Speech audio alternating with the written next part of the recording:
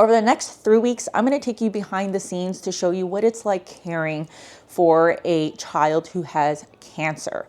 My daughter is around 20 months old and was diagnosed with rhabdomyosarcoma about 4 months ago. And rhabdomyosarcoma, while a rare cancer, is a more commonly seen type of sarcoma in pediatric patients.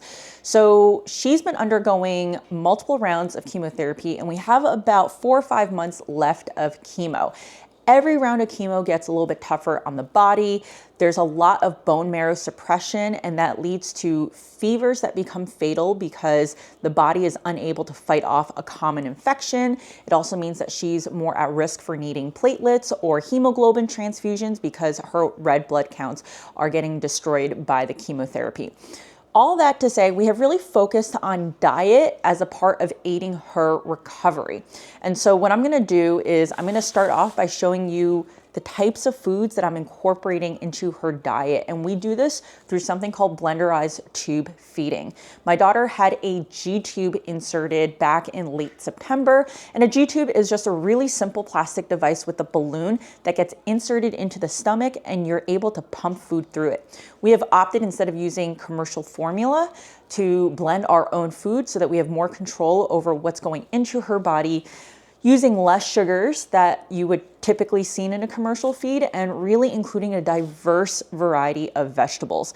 And that's really why I wanted to do this video, because I wanted to show people the why we're shifting our production on our 40 by 90 foot field from flowers to now predominantly produce. We are still going to be growing flowers, but we're gonna scale back significantly, because one of the things that I've had a challenge with is finding things that are either diverse or exotic at a local store, or finding organic versions of them. So a really good example is, this is called bitter melon. If you have Asian roots, you probably know what this is. It's very, very bitter, but it's a common fruit used for people with type 2 diabetes. And some people are even able to cure their type 2 diabetes from this. It does not taste good, but in this case, it doesn't matter because we are blending it into my daughter's food. So I had to go to the Asian market, which if you haven't gone before, you should totally go to one if there's one near you, because there's so many different types of exotic fruits and vegetables that you normally wouldn't be able to find. But of course, this is not organically grown.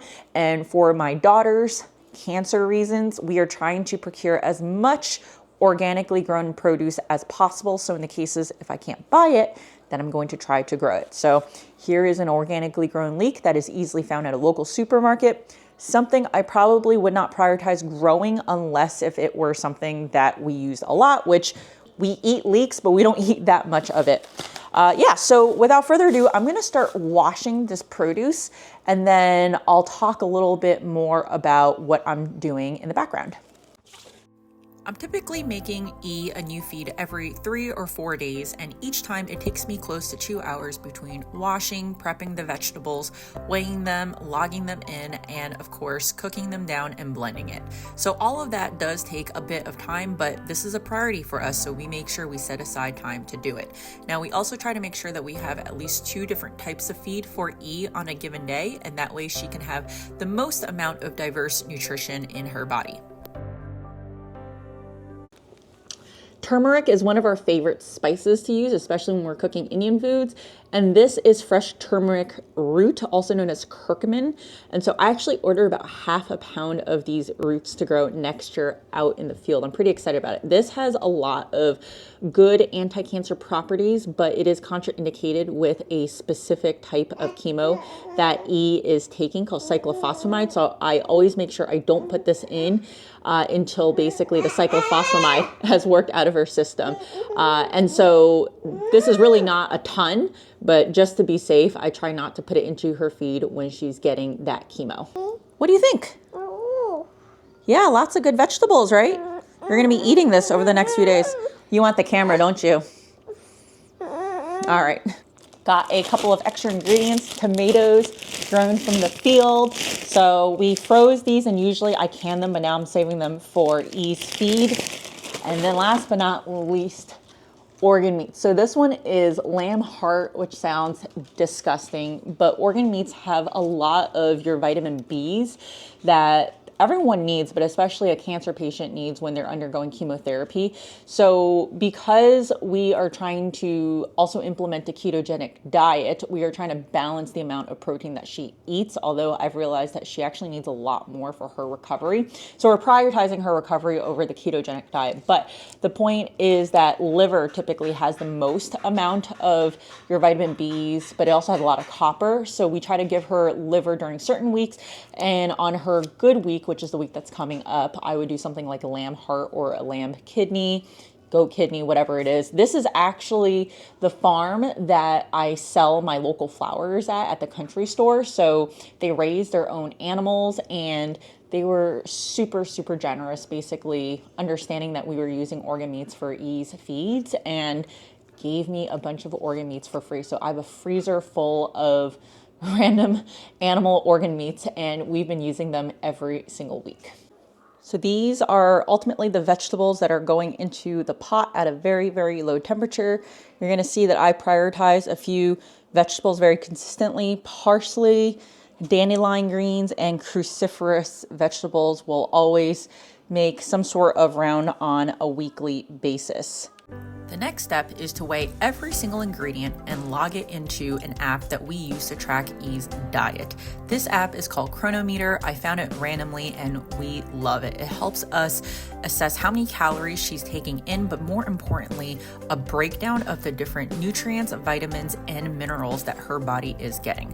By logging in each ingredient and its weight, I'm able to look at a recipe holistically and understand whenever I give her 60 milliliters of an injection through the G tube, exactly what she's getting from anything from like fiber to her vitamin K's, B's, her minerals like zinc, phosphorus, magnesium. I get a holistic view, and I'm also able to then look at a report from a week level, a month level, to make sure that she's hitting all of her necessary targets.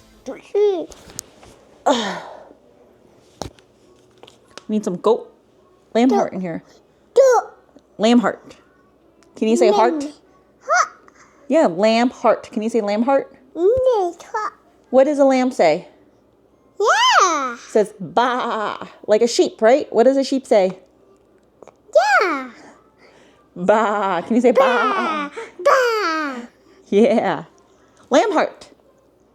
It's good for you. $88 grams.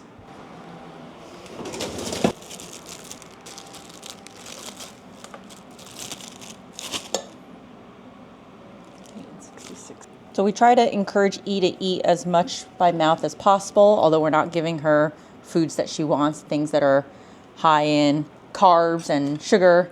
So we do this tube feeding over here, and she has this little tube that connects to her G tube, and this is how we give her the blenderized feeds. So right now she's actually eating boiled carrots of all things, and I'm giving her just a little bit of feed. This is about 30 mLs here. Typically we do 60 at a time, but because she's eating, I want to make sure she continues to eat. And while the food was cooking, we went outside every single day. We try to spend at least 1 hour outside, even if it's in the winter, just because it's great to get some fresh air. So I'm now going to get this ready to put into a blender, but there are a couple of key ingredients that we have to add. One is a liquid. We actually make our own pork broth. We made carnitas last night, so we just took the broth that came from the bone and the meat and put some of that in here. Because she is on a ketogenic diet, we need to add fat in here. So our fat of choice is typically coconut cream, unsweetened. This has a ton of good fat in there. And we also put a little bit of MCT, or medium chain triglyceride oil, which basically is a fuel source that goes directly to the liver and basically becomes ketones a lot more quickly than something that's a longer chain acid like heavy cream from dairy. So these are two things we typically put in. Sometimes I'll put in things like avocado. In the pork broth, there was also a lot of fat in there. So I'm really trying to have like a 2-to-1 ratio. And it's okay if I'm a little bit off, but I'm trying to get it close to a 2-to-1 ratio.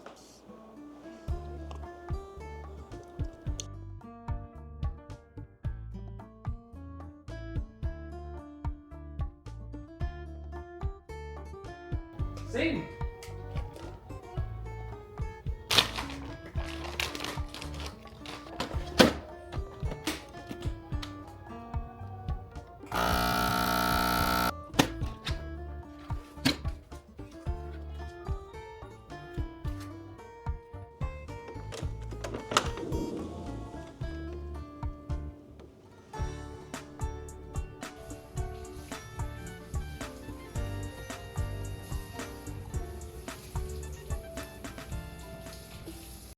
E is sleeping right now, so I thought I would talk a little bit more about the evolution of how we got to where we are right now and a little bit more specifics around her diet. So when E was diagnosed back in August, she was like any other toddler. She ate really, really well. She loved to eat as a whole. And as a result, she came into this diagnosis with a lot of fat insurance. So she was like in the 80th to 90th percentile.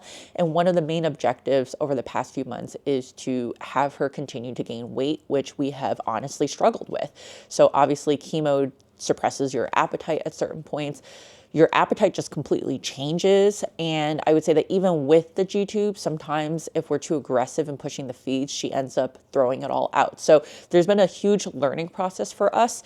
And right now she is around 60th percentile for weight. So it kind of tells you how much fat insurance she had coming in.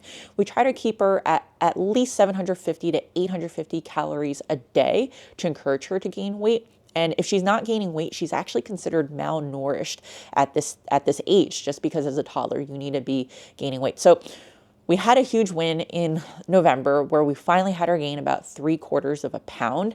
And that was awesome because we had her gain that weight on a ketogenic diet. So a little bit more about a ketogenic diet.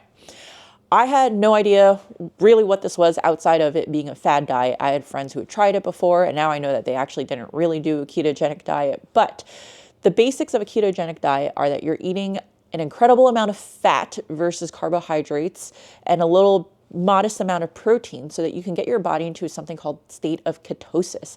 And in ketosis, your body is generating another fuel source called ketones. So your body might generate a little teeny amount of ketones on an average basis, but people who are in a ketogenic diet have a much higher level of ketones. And these ketones play an important role because your body is able to use them as a fuel source in addition to glucose. And you would technically have less glucose to use as a fuel source if you are in a therapeutic state of ketosis.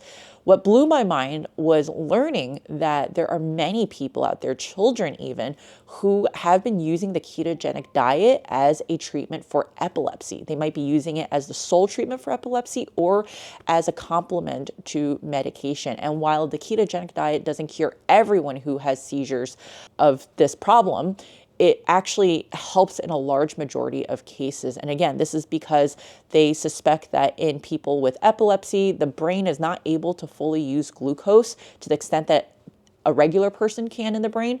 And therefore, the ketones are a much better form of fuel for the brain to be able to use. So when you translate that over into the cancer world, there's now debate as to whether or not the origin of cancer is due to it being a genetic mutation issue or if it's actually due to a metabolic disorder. And so if you believe that cancer is due to a metabolic disorder, then a ketogenic diet has a place in cancer treatment, especially as a complement. And I want to point out here that we are definitely proponents of standard of care. E does not have a cancer that she can eat her way out of, that a diet is going to change. And I know that there are plenty of stories out there on the internet where people swear by taking some sort of supplement and eating all natural and curing their cancer. This is not the case with E's cancer. She has a couple of very aggressive hallmarks in her tumor. She has something called a TP53 mutation, which you can think of as a break. A TP53 in a normal person's genetics is going to help suppress any abnormal cells from dividing and growing into a tumor. And then she also has an accelerator gas pedal called MYC, which when amplified really encourages the growth of a tumor. So these two traits, amongst other things, make E's tumor more aggressive than the average rhabdomyosarcoma. And that's why her chemotherapy had very limited impact. So the chemotherapy kept the tumor from growing, but it did not kill the tumor. In fact, her pathology showed 0% necrosis, and necrosis is death. So 0% of that tumor was dead, just giving you an idea of how aggressive that tumor was. And that's why we have leaned so heavily into the diet piece of it. And so going back to the ketogenic piece, if you are in a state of ketosis, you're generating these ketones, the theory is that you could be starving the cancer of glucose, which is its preferred fuel source. There's a lot of history, data, and stuff that talks more about this if you're interested. It's called a Warburg theory. But at the end of the day, I actually think that E's cancer and the tumor genetics are so aggressive that it could be metabolically flexible and therefore be able to use something like fatty acids as energy sources. But that's neither here nor there, because there are other benefits of a ketogenic diet, like reducing inflammation and helping stop some of the other pathways that a cancer needs in order to be able to grow. And even without all of that information, our personal experience is that E has been doing a lot better on this diet. She has side effects in the sense that she might need transfusions and lower white blood cells, but as of right now, we haven't seen any of the other major side effects that we would expect to see. So for example, one of her chemotherapies causes long nerve damage. There are kids who are unable to use their fine motor skills. They can't pick up certain things. So we've been really paying attention to her milestones and making sure that she's able to do everything that a typical toddler her age should be able to do. She can poop, TMI. She's a very good pooper, but some of these chemos cause a lot of constipation. And so we always make sure that we are prioritizing a decent amount of fiber. And even with all of the fiber that she's getting, it's really hard to hit your fiber counts without something like oatmeal, as well as legumes, which we don't put into her diet because she's following a ketogenic diet. So what does a ketogenic diet entail? It entails having a lot of fat, like an extreme amount of fat. We put E on a 2 to 1-ish type of ratio, meaning that for every 1 gram of carbohydrate and 1 gram of protein, you need 2 grams of fat.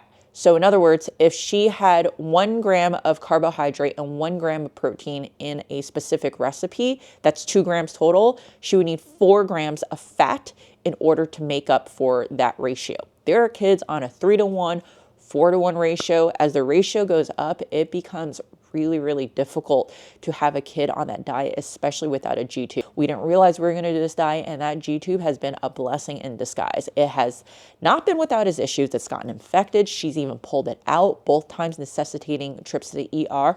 But overall, I would get her a G-tube again in a heartbeat. If anything ever happened to me and Eric, we are both already like, sign us up for a G-tube, because we think it is such a valuable tool in a cancer journey.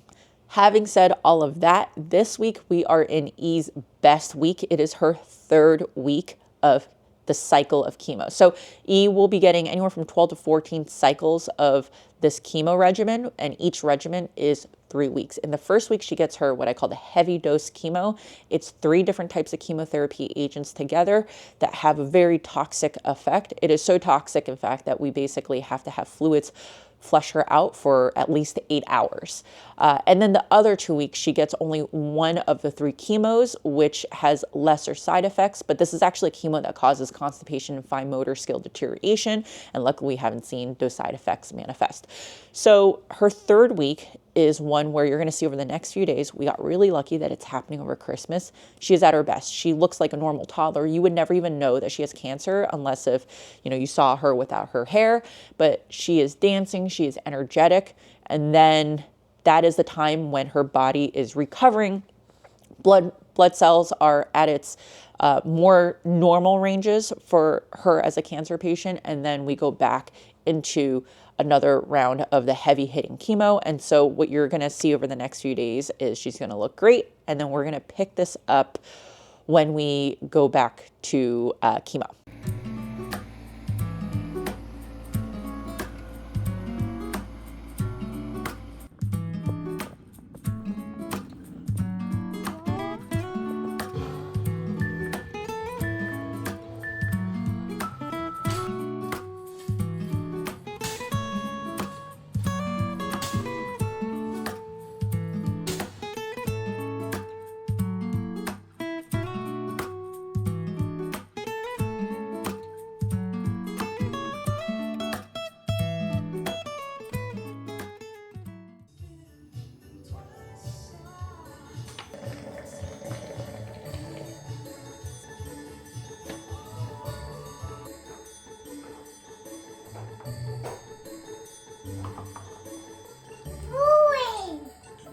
Can you open it? Open.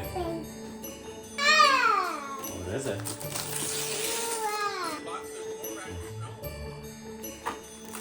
Ooh. Wow.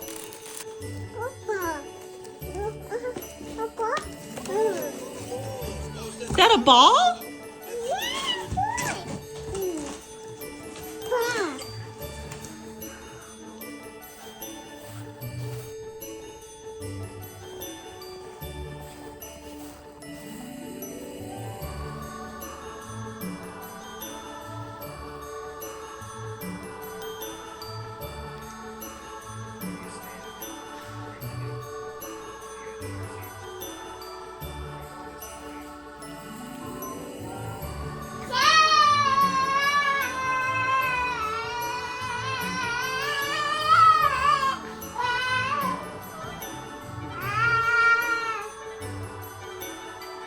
You pet Chance?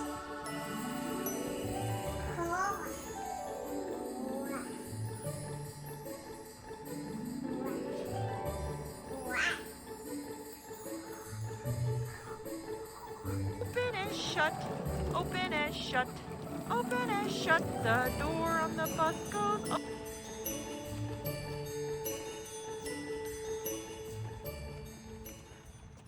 It is now the day before we have to go back for another full round of chemo, and it's around 3 p.m. So we're gonna start E on a fast. And fasting for a toddler is really tricky because obviously you're withholding food from them. They don't understand what's going on, but also because a child's metabolism is really different.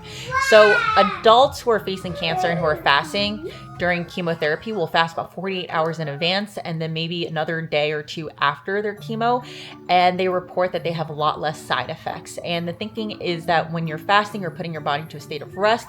So your cells are resting and basically escaping the effects of chemotherapy is a really high level version of the explanation. So for us, because E is around 20 months old, we only fast her for less than 24 hours, we're talking about like 18 hours. Now, last time we did this, her glucose levels were really, really low. It put her into a deep state of ketosis, which is really good, but her glucose levels were like 61. So I'm being a little bit more careful this time. And also we're pairing it with a lot more protein during this past week. So even though she didn't have fevers during the last chemo cycle, I'm not convinced it was due to the fast. I think it was just good luck. She still needed a platelet transfusion. So hopefully this time, with the combination of more protein over the past couple of weeks plus the fast, we'll be able to have a better cycle, and we're going to find out together. A big change for us is that we're actually going to be going to New York City tomorrow for chemo instead of Philadelphia. So we have shifted our care over from CHOP to MSK primarily for logistical reasons. MSK actually has a location that's around like 20 minutes away from us where we can do chemo. That is going to be huge because we will basically leave the house 2 hours in advance of the start time for E's chemo, which usually starts around like 7:30, 8 in the morning. We're all not getting a lot of sleep. It's a really, really long day where we're getting back to the house around like 10 p.m. And so being so much closer to where we could get chemo on those long days is going to be not just better for us mentally, physically, but also better for our dog, who we're going to be able to basically have a little bit more company earlier rather than just like a dog walker once a day. So because it is a holiday week, there's no pediatric support at the New Jersey location. So we are going to be going into the city, but we'll take you along and show you what that's like. Is that really only 15 grams? Yes. Have fun. All right, it's 66. Look at you.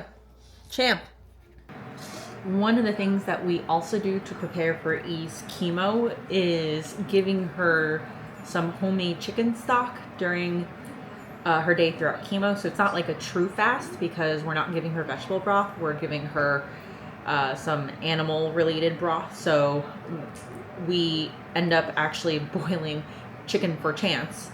And what I'm going to do is I'm going to take all of this bone after I shred the meat for Chance. Chance gets a rice and chicken dinner every single night.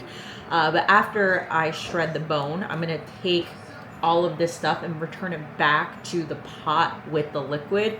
There's a lot of good collagen and like other good stuff in the bone that we want to boil down low and slow for an extended period of time. And then we will be bringing this tomorrow to MSK with us, where we will feed it to her through her G-tube. And anytime she has a fever, or even the few days after chemo, we prioritize giving her a lot of liquids, and preferably things like a broth, because it has a lot more nutrients, electrolytes, things like that, that are just needed for her body. When you boil this down, it literally will fall off the bone, and it's just, you can see the difference in the broth after the bone has been boiling in there for like 5 hours versus 10 hours. There's a huge difference. What are you doing?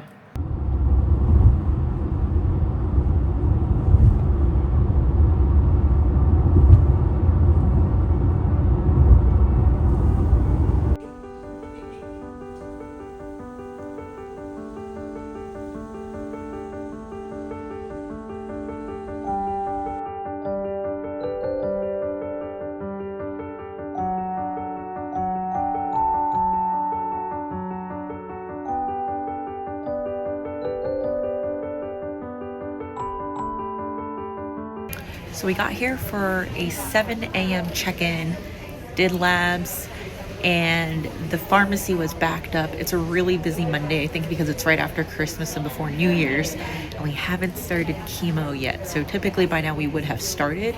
At CHOP, we would be at the hospital basically until 8 hours after when they start the last chemo. And in this case, we're able to head back a little bit earlier, but we still have yet to start the chemo because it's a different protocol here.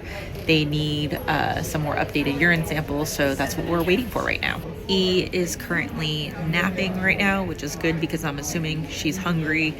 I am actually also fasting with E, so I've only had coffee this morning. She's had some breast milk, so I guess it kind of evens out.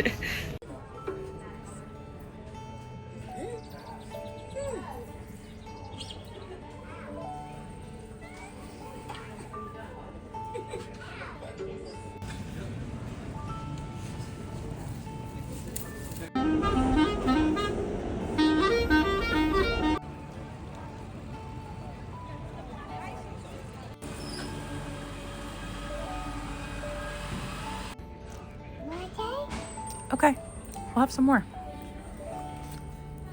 Okay. You want more tofu?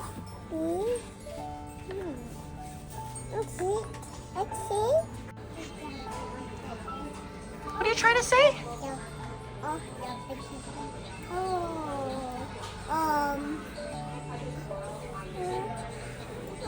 We're almost done. We have another hour. Great. So it's almost 5 o'clock. We are in the home stretch, waiting for the nurse to come to get us disconnected, and we're gonna leave here with the backpack. She's gonna get hydration overnight, and then we're coming back again tomorrow and hopefully getting out a lot earlier. We are finally home. We got home about 7:15 p.m. today, which is about 3 hours later than what we expected. Things were just a little bit more backed up today. It was our first time doing this protocol at MSK, and they have a very different protocol than CHOP, which is good because it's all based off of safety and making sure it's what's best for the patient. And I think that because it's in between Christmas and New Year's, there was a lot of people there, so the pharmacy was also a little bit backed up. But we came home with this little accessory over here. It is something new, but they do a backpack with fluids and a medication called Mesna, which helps protect the bladder and kidney. At CHOP, we actually would do this in like a bolus shot, but she gets it for 24 hours, and that's why we have to go back tomorrow to disconnect her from all of this. So right now, I'm going to have a little bit of dessert, and then we're going to call it a night, and then get up again early tomorrow.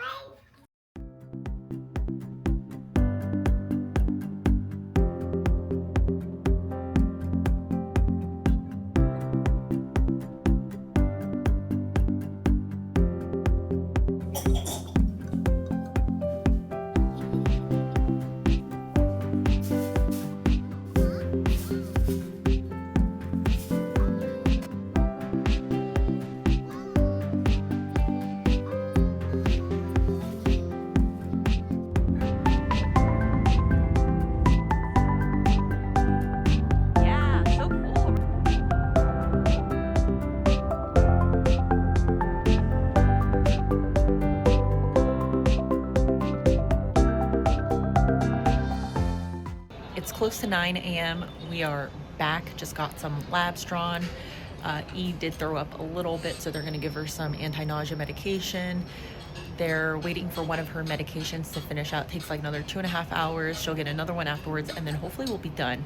We're waiting for the oncologist to come, or we'll talk a little bit more. Eric's getting breakfast, and it's just another day at the office for the both of us.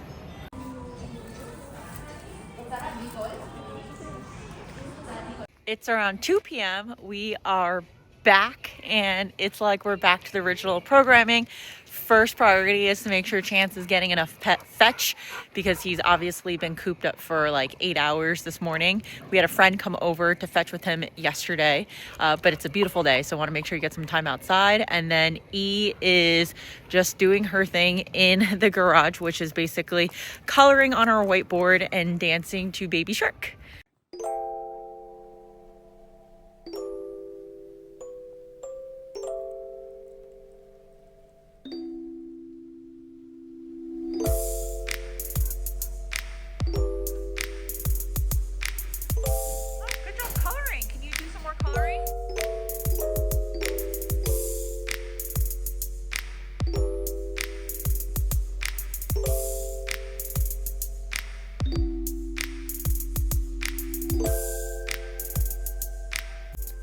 One of the drawbacks of having a G-tube is having to maintain it, and that means making sure that the site is clean of any type of stomach discharge. So what that means is every day we replace the gauze around the G-tube and make sure it's kept clean.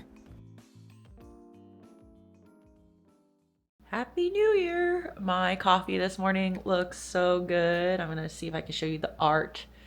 So I've been making coffee at home since like 2019, and it's taken years, and every single day I'm still just trying to perfect this latte art. But anyway, I wanted to take some time to talk a little bit about just what do the first few days after chemo look like for a toddler.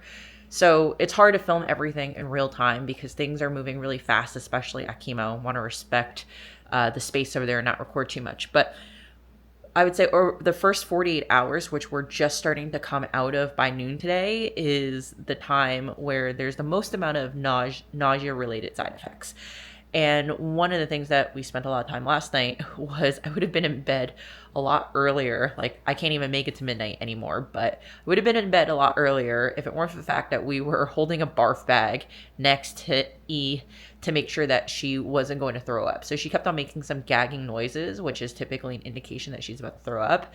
One of the main things that we did differently this time was that we did not push her into eating more on day 2. And I would say that on day 2 in the past, we actually used to give her a little bit more anti-nauseating medications, but at MSK, we were talking to the MP, and they do things a little bit differently there too with anti-nausea. So they don't give her a specific type of medication that we would at CHOP. There's less nausea medication, but they also believe that toddlers don't need as much nausea medication as adults do. So we decided to try it, and I think that we've probably been over-medicating her on the nausea front.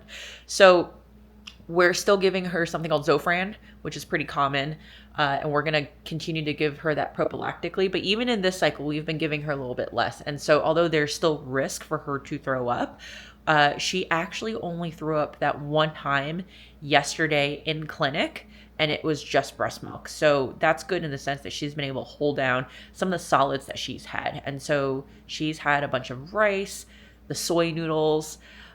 She's had some like kimchi, believe it or not. I didn't even know that she would eat that. Her taste buds really changed throughout the entire course of chemo. So for example, she actually ate some egg yesterday, but over the last 2 weeks, she refused any kind of egg. So we hear a lot of stories of people undergoing chemo who can actually verbalize that they might be craving something in the moment, and then when the food gets there, the smell hits them and then they suddenly don't want it anymore. So because E obviously cannot talk, it's hard for us to gauge. So in the past, we've actually been pushing feeds through her G-tube. And yesterday I made that Green Goddess easy soup that I like to call it post chemo. We only gave her about, it was less than 2 syringes worth. So it's probably about 100 milliliters. And when I was pushing in the final 25 milliliters, she started that gagging. So that's why I stopped. Over the next few days, our primary objectives are to, one, monitor her to make sure she's not getting a fever. I would say in the next few days, getting a fever is not necessarily considered life-threatening, at least in my view. But by the time we get to the end of the week, if she runs a fever, then it does become life-threatening, because at that point, her white blood counts and her neutrophils are going to be close to zero, and her body won't be able to fight off a normal infection that you and I would be able to fight off of. The second thing that we're going to try to do is, she started off a little bit lower on platelets and hemoglobin. Her hemoglobin's okay, but her platelets were in the low 300s, and that gives me concern because she may need a transfusion. And it's not the end of the world that if she needs a transfusion. It's obviously a bit of a pain for her to have to sit through that, for the time it takes, but also not all transfusions obviously also carry risks, however low they might be. If it's a platelet transfusion, it's actually a little bit faster. If it's a hemoglobin, so like red blood cell transfusion, it takes like over 3 hours for the process to actually happen. And there's also just additional iron that the body will take on.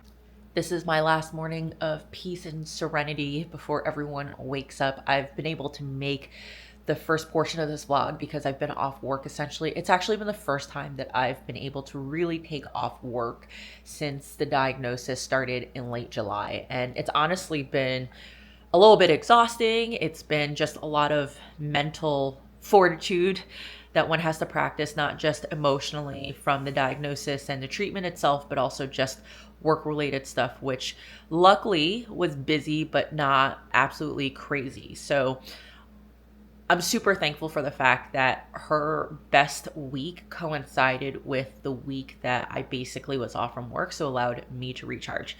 The party is over as of end of day today. Go back to work, luckily remotely tomorrow, and we're gonna just, see how it works out. But luckily, let's say for the next couple of weeks, work is going to be relatively slow because people are taking trips. And these are trips that I would have also been taking if it weren't for the fact that E is on treatment. And all my coworkers understand that I can't really leave for a prolonged period of time. In fact, I was supposed to go to Houston back in early December. I last minute opted not to go, and it ended up being a good decision because E had to go to the ER since she pulled out her G-tube.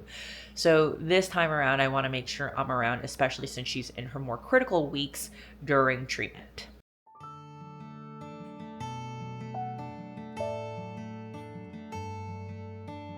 One of the things that the flower community helped us with tremendously was support our family through buying bulbs and corms.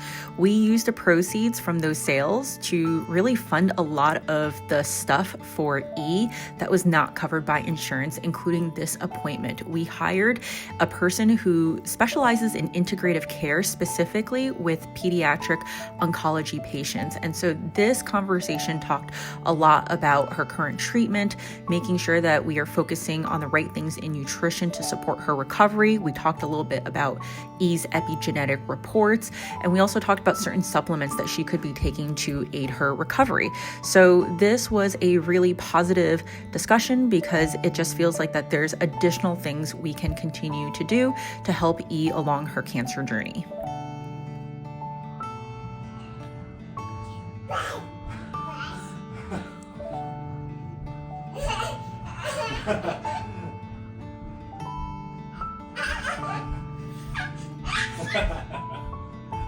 In this feed, we are also keeping it light, so lots of greens, lots of stock, and a little bit of organ meat, but nothing too crazy for her stomach. You telling me eat? It is now the weekend, which means that E is almost a week out from her chemotherapy that she got on Monday. Every single day since that Monday, her blood counts have been dropping, which means her white blood counts, hemoglobin, platelets have all been steadily going down. And we also know this because she's been hospitalized or gone to the hospital a few days after chemo, and we have seen her results. So we know that the numbers are continuing to drop. Now on Monday, she's actually going to go back for a little bit more chemo, but just the V part of the VAC chemo protocol. So this chemo does not suppress the bone marrow, but it does cause other side effects like constipation and long nerve damage. But luckily, right now, it seems like she has tolerated that chemo pretty well, at least to our knowledge. So we are now entering into what I call the valley. And the valley is the time when it is most precarious, most dangerous for a patient on chemo who is immunocompromised. I mean, realistically, any day is dangerous, but this is the most dangerous time. If she gets a fever, she spikes anything above a 101.4, which is the protocol, we basically automatically go to the ER, because in a typical human who can fight an average infection, E would not be able to fight an infection because of the lack of having neutrophils, or a type of white blood cell. So we are especially careful during this time to make sure that we're keeping things a little bit cleaner, we're not exposing her to people outside, and that we're also hydrating her at night. Water really does play a pretty big role, especially with managing her heart rate and all that stuff. So these are just little things that we've picked up throughout the past few cycles. Now, you can't completely avoid fever. If it's going to happen, it's going to happen. But the reason why we especially need to be careful with her is because she has that port to central line. So if that somehow gets infected with bacteria, it could also lead to sepsis. I would say that if she spiked a fever at like day 2 versus like, I don't know, closer to the end of her 3-week cycle, we would be willing to push the envelope a little bit more in terms of monitoring her before we get her to the hospital. But during these few days, absolutely critical. Now, I had mentioned earlier that E started off with lower counts than what I would have liked. So what would happen is we are going to see her blood results on Monday. If she needs a transfusion, she'll get it then. And then typically with CHOP, we would actually go back on Wednesday, so day 10, to see her blood counts again. Now, MSK has said that they're willing to see how she does on the 10th. And if her blood results look decent, they might let us skip the Wednesday. But regardless, typically we go twice the week after chemo to look at blood results. And her platelets this time were especially low. As a starting point, they were still normal. They were like low 300s. So if you have some sort of infection, inflammation, your body's going to use up those platelets. At this point, it's too hard for her, or it's not possible for her body to rebuild platelets in the next couple of days. So realistically, it's about managing platelet usage, which again, not completely in your control, but making sure we're a little bit more careful that she's not like falling, hitting her head and all that stuff. If you have too few platelets in your body, like below, we'll call it like 15, you might start bleeding from your gum. But in a toddler, it also becomes really important because they're so prone to falling, hitting their heads, and you might actually have an uncontrollable bleed. So this is why even when you talk to people with integrative medicine backgrounds, they're going to say, yeah, like platelets are the one thing where I would really definitely not fight on the transfusions. Something like hemoglobin, the threshold is around 7. And maybe you want to monitor that person to see whether or not they actually need a transfusion. Are they truly anemic? Are they fatigued? Are they like falling asleep? With E, she gets grouchy when she gets to 7s, but hemoglobin carries a lot of iron. And so every time you do a transfusion, there's always benefits, but there are certain risks involved, including reaction to the specific blood, as well as continue iron overload. Now, the good news is that you're going to have to get a lot of transfusions before you get to like true iron overload, and we're not there yet. But of course, we want to make sure that we're making the right decisions for her that make sense versus necessarily just following a playbook that goes by a single number, which may not be relevant for E. So I say all of this because this all goes into this bucket of advocacy and understanding what works best for you or your child, right? So if you're the patient here, I think it's really important for you to understand how your body works. Some people might even need a transfusion above the threshold, right? Like it kind of just all depends. If your numbers are going to decline really rapidly because something is going on, then maybe you want the transfusion earlier than later. But you should be making decisions alongside with your doctor. And we feel like that both the doctors at MSK and CHOP have been really respectful and really supportive in terms of most of the decisions that we've made.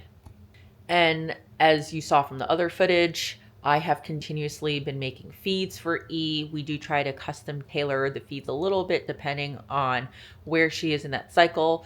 One of the things that happened this week was that she had a little bit more nausea than what we normally would have expected. And I think it's because we took one nausea medication off based off of MSK's protocol. And that's something we might actually talk to them next cycle about in terms of putting her on, because it's coming at the expense of her getting calories in after day 3. So she didn't get even close to 700 yesterday. She got like in the 500s. And so therefore I'm going to make her feeds a little bit more calorie dense. And the way I achieve that is putting more oils in there, like an olive oil or avocado oil or an MCT oil. And I don't love doing that, even though it helps support her being in ketosis. I don't love the fact that she's getting a majority of her calories through fat, because she still needs like fiber and all those other things, right? Like we're not doing ketosis here or we're not doing a keto diet here for like epilepsy seizure management where you have to be really, really strict. We're doing it more for the therapeutic benefits, and she does not need to be in that like deep state of ketosis. So I really do feel having a more balanced diet in that regard is really important for her.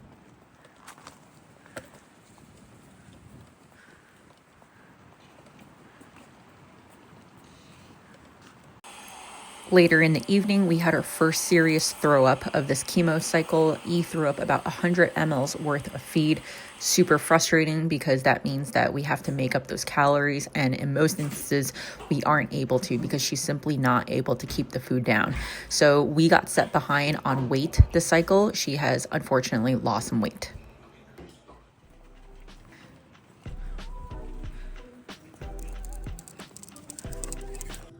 What?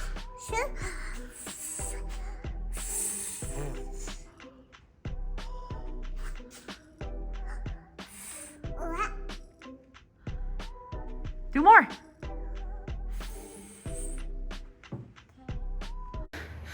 E is napping right now, and I just finished a relatively quick workout. It was like 20 minutes. And I mentioned earlier, but one of the things that I'm really taking to heart is advice given to me by other people who have been caregivers of immediate family members with cancer, and that is to take care of yourself. So one of the things with giving up flower farming, including winter tulips this winter season, is the fact that I have more time to exercise. And I would say that during the regular growing season, when I was actively participating at the cooperative, I would regularly have to skip Tuesdays, sometimes even Mondays, in order for me to fit in the harvest. And so I was exercising probably 4 times a week.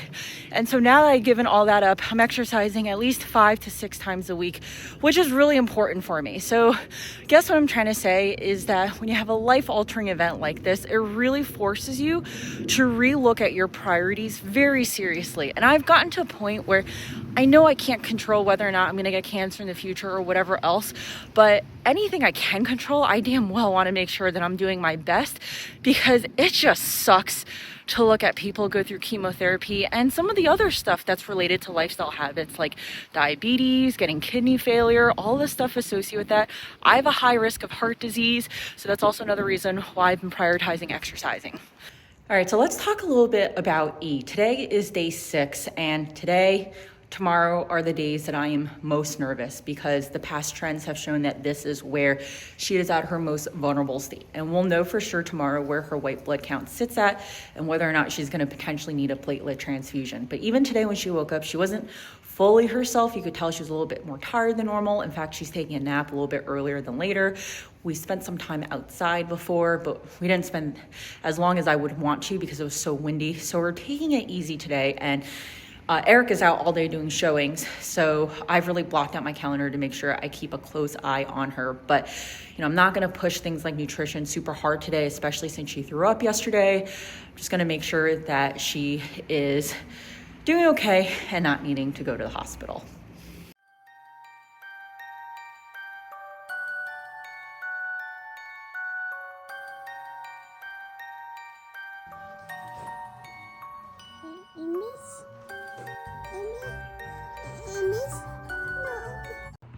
So we are getting E set up for bed. She's gonna be in bed with us tonight just so I can monitor her fever. We're gonna fill this pouch up with water and a little bit of Pedialyte. This is a pump that we got through insurance, and it basically can pump food, but we use it for fluids, so water, into her G tube, and tonight this is going to go a little bit higher, closer to 50 mLs per hour, because we're hoping that will help with the fever. There's a little bit of chicken stock left in this little syringe. We've got the temperature gauge, and I also even have this over here, which I use to measure her pulse. So these are all the things that we have by the bedside, and I will be monitoring her throughout the night.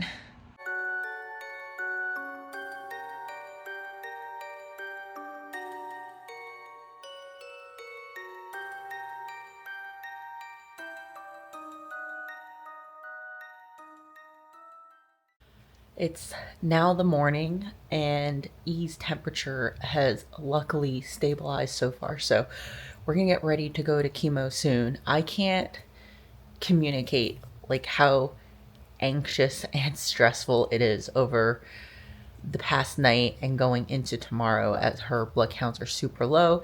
If she still had a fever today, I don't know if they actually would have given her the additional chemo. One of the risks of being in this state right now is the fact that she would have to go to the hospital if the fever reached a certain point, and that would definitely warrant an overnight admission, probably 2 nights, as they track her blood counts back up. We'd have to find backup care for the dog. We'd have to make some other arrangements. I'm still working. In fact, I got up a little bit earlier to make up for some work that I'm going to be missing this morning while we take E to chemo. So it would just be great if we could avoid all of that, but obviously it's not within our control. Anyway, I'm just super thrilled that she looks like she had not a mild fever, but a fever that somehow her body was able to control and fight off whatever it was. So we'll see how she does over the next 24 hours. We have drawn labs, and now we're just waiting to get the vincristine, which is the chemo. E's labs are still coming in, and the white count as well as the hemoglobin are pretty low, so we're waiting for platelets. It's very possible she's going to need a transfusion either today or on Wednesday. So platelets unfortunately came in really low at 14. We are actually on our way to another local hospital that will do same-day infusions. They were able to fit us in, but yeah, this is like a scramble now because we're trying to get her there while they still have some time. Monday is usually a really chemo heavy day, a huge patient load for a lot of the places that we've been getting care at. So it was really nice that they were able to fit us in.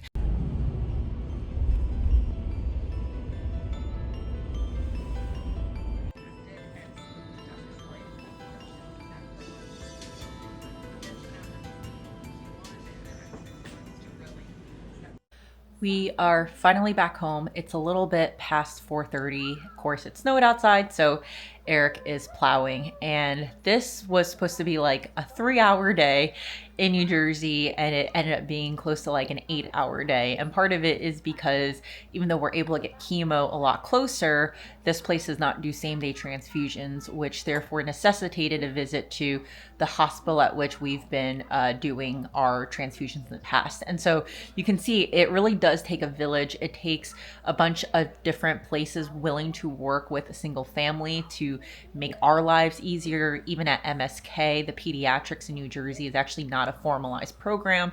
So the nurses are reworking their schedules to help make it work for us. And it's incredible in terms of how much effort everyone is putting into making our treatment just a little bit easier. Now, today, E did have to get a platelet infusion, and in between the time that it took for us to go from MSK to this local hospital, her counts dropped even more. So when we got to local hospital, they draw their own blood just to look at the results before they can release the transfusion blood, and her platelets dropped from 1411. Her hemoglobin went from 7.4 to 7.2. Now, 7 is typically the threshold in which they transfuse, so 7.2 can go either way. We ended up pushing the envelope and basically saying, since we're coming back on Wednesday anyway, let's hope that her counts are going back up and therefore she doesn't need a transfusion. But with the platelets, again, we're not going to push it. So that's why she got the transfusion today.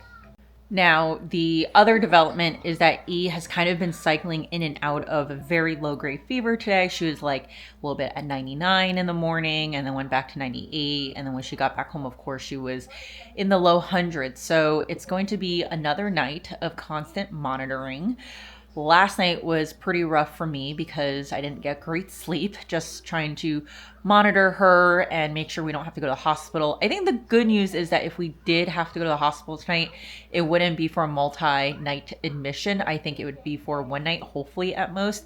I really do think that this is nadir, or the lowest point in terms of E's counts. And if we can make it to tomorrow morning, I think we'll be in a much better situation. But you can see this is like every cycle, it's these few days that really make it or break it. And it's really stressful, anxiety inducing, just because there are so many decisions that can go either way. And it's really a judgment call. And so obviously you don't want to make the wrong judgment call because there's a lot of consequences, but you also don't want to play it too safe in terms of always going to hospital, because, you know, there are also consequences with that too, right? So I am counting down the cycles. We have 5 left. And one of the things that I've done is I've actually ordered some like supplements, probiotics. There's this one thing that's super expensive that's supposed to help with febrile neutropenia. I didn't order it yet, but after this week, I might just go ahead and order it, even if it could help in this kind of situation. So yeah, that's where we are right now. Eric is going to finish up plowing, and then I have to make some more of E's feed. It is now the next morning around 7:40 a.m. and what a night it was. It was pretty rough. There were multiple times throughout the night where I was really about to get ready to go to the ER. E definitely had a sustained fever, and you just have to weigh, do I take this child out of sleeping and resting and try to drive an hour, 20 minutes, and then get her into a place where she's not going to be able to rest, but, you know, she'll have the antibiotics and all that stuff. And luckily, after about, I would say, an hour, the fever did start coming down. So it's still a little bit elevated in the sense that it's like high 99s, but not necessarily breaking fever protocol. So we're going to keep a close eye on her, have her drink a lot of liquids. One main thing I did yesterday was I ended up increasing the rate of her liquid consumption through the pump, plus adding a lot more Pedialyte, and I really do think that that helped a bit. So hopefully she is on the mend and kicks this fever, but I am exhausted right now. I'm gonna get some coffee and then try to get some work in before we start having some meetings. It is close to 5 p.m.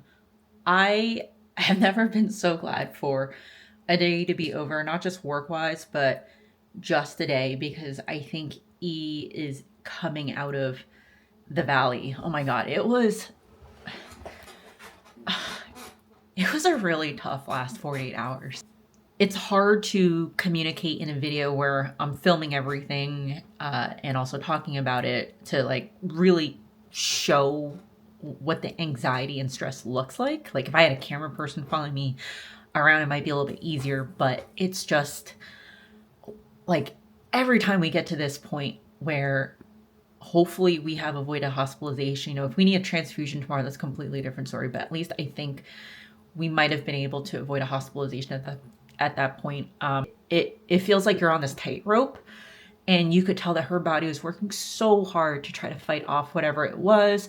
Her bone marrow is working in overdrive, trying to get these like extra blood cells out. And you just hope that they pull through. And, you know, I think, knock on wood, this cycle she did. So we'll continue to monitor her over the next 12 hours, see how her labs are tomorrow, and we'll go from there. Some more?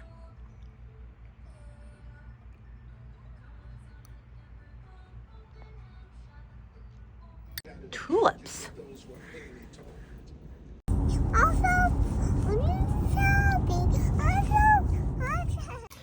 We had labs done at the local hospital earlier today. It's around like 4 p.m. right now. We got home and it got really busy. I also had to work. So finally have a chance to talk about just what happened. And overall, I think that E is definitely on the up. Her blood counts are still a little bit low on the red blood cells, and she was just below the threshold for needing a transfusion. So the nurse practitioner recommended giving her hemoglobin. And we had a really long discussion around just, does it make sense to do it given that her counts are coming back up and the fact that she seems okay. So we had a pretty in-depth dialogue, and one of the questions I now always ask when we are considering something that is against what is recommended is, what is the downside to not doing something? And so when I asked that, there was a really legitimate answer, and it was her heart rate's a little bit elevated. We're going to continue putting a little bit of pressure on her heart. There's a little bit of a murmur right now. And of course, my next question was, are there long-term ramifications of this happening for like another 12 hours? And really the answer is, we don't know, but probably not likely. And even if this were to happen for the next few cycles, unlikely that long-term, this is going to create a ton of damage to the heart. And from other things that we looked at, physical examinations, including her extremities were still warm. You could see that her fingertips were having blood flow to them even when you pressed on them. So all of that plus her demeanor really gave us confidence in our decision. And I hope that this gives you an understanding around just the level of detail for a lot of the decisions that don't seem like they're big decisions. And don't get me wrong, a transfusion is not necessarily a big decision, but it's still a decision, and it requires mental capacity. It requires a lot of ongoing effort in order to make sure that we are advocating for what we think is best for our daughter's treatment. And I also want to say that I love it when we get our care done primarily through a nurse practitioner. I also love our oncologists, but I do feel like that I can be a little bit more transparent with our nurse practitioner. We can have a real conversation in a way that also doesn't make me feel stupid about asking certain questions, and really making sure that we're having an in-depth type of discussion that sometimes I feel like it's a little bit more difficult to have with oncologists. So I really appreciate the fact that our care at the local hospital related to labs and all that stuff is done through this nurse practitioner. And it was funny because at one point she was like, I can talk to your team at MSK or at CHOP. And I was like, I honestly care more about your opinion. You're the one who's actually looking at my daughter right now. You see her lab results. You're doing the physical examination. You have 30 years of experience. Just because you don't have an MD after your name doesn't mean you're not experienced and qualified to talk about next steps.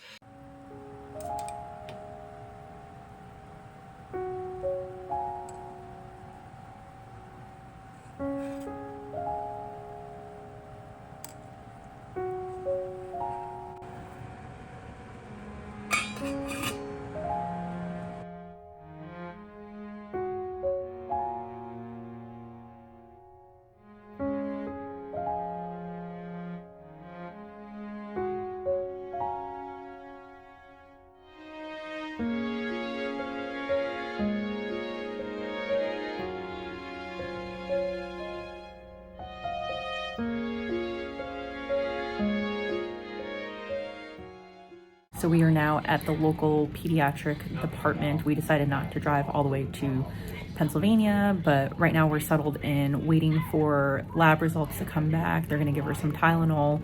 And we had a really good discussion about holding off on antibiotics until the viral panel comes back. So right now it's waiting and seeing. Okay. All right, we're good. We're fine with that. So we're about 4 hours into being at the ER. Eric went home since we need to make sure Chance can go outside. We are now about 5 hours into the ER. Blood results came back. Everything is trending upwards except for the hemoglobin, of course, went down slightly. So we are going to get a transfusion after all. Talk to our team at MSK, and really it's not a matter of when, or it's not a matter of if, it's a matter of when in terms of when she needs a hemoglobin transfusion. So we figure we might as well get her off to a better start for the next chemo cycle. And we also are going to do broad spectrum antibiotics just because all the viral panels came back as negative. So just in case if it is a bacterial infection, we want to make sure that she is covered, because the risk of not covering that is, I think, a lot greater than the damage that the antibiotics are going to do if it is not a bacterial infection. And we won't know that until basically 24 hours from now when the blood culture results come back.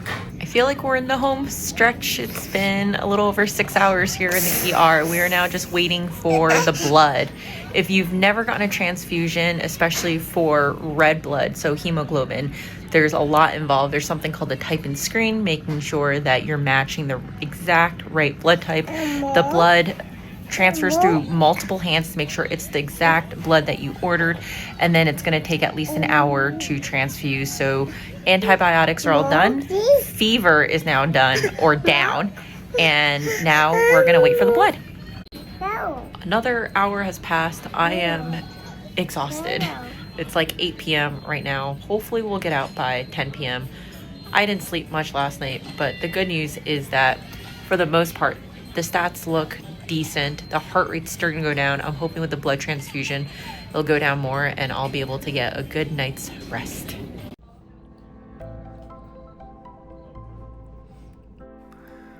I pretty much missed the whole day of work. Luckily, my coworkers are so understanding, either covering for me for meetings or allowing me to be very flexible with my schedule. So I still need to catch up on work over the weekend, but this was probably the most challenging chemo cycle that we've had so far. I keep on saying that every single cycle gets harder and harder, and this definitely played true for this cycle. I tallied up the total hours that we spent at the hospital and in the clinic. It was 33 hours. We spent 14 hours commuting, and as you can see, there are countless hours making sure that we are doing our best to help our daughter recover.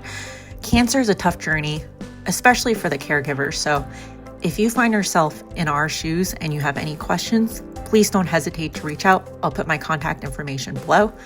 For the meantime, we are hoping for a much better week ahead before we start the cycle again with chemo cycle number 8.